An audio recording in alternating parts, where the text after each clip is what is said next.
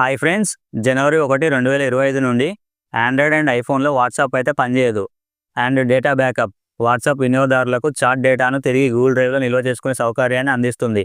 మీ smart phone ఈ జాబితాలో చేర్చబడితే మీరు జనవరి 1, 2025 లోపు మీ వాట్సాప్ బ్యాకప్ని తీసుకోవాలి, లేదంటే డేటా శాశ్వతంగా తొలగిపోతుంది.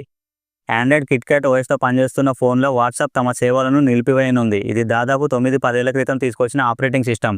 దీనికి ఇప్పటి వరకు ఎలాంటి అప్డేట్స్ లేవు. ప్రస్తుతం వాట్సాప్ వేదికగా సైబర్ నేరాలకు పాల్పడుతున్న వేళ పాత ఫోన్లో వాట్సాప్ వాడడం అంత సేఫ్ కాదు. ఈ నేపథ్యంలోనే ఈ పాత ఓఎస్తో పనిచేస్తున్న మొబైల్స్లో జనవరి 1 నుంచి తమ సేవలను నిలిపివేయాలని వాట్సాప్ నిర్ణయించింది.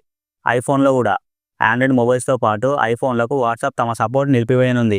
iOS 15.1 అంతకంటే పాత వర్షన్లు వాడుతున్న ఐఫోన్లో తమ సేవలను నిలిపివేస్తున్నట్లు కంపెనీ తెలిపింది.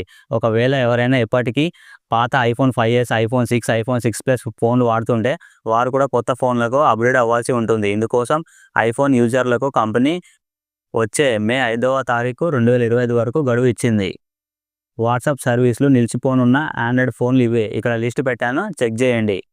దాదాపు 10 ఏళ్ల క్రితం వచ్చిన ఈ ఫోన్లు ఇప్పటికీ వాడుతుండడం చాలా అరుదు. ఒకవేళ ఎవరైనా వీటిని వాడుతుంటే మాత్రం వాట్సాప్ సేవల కోసం కొత్త ఏడాదిలో కొత్త ఫోన్కు మారాల్సిందే.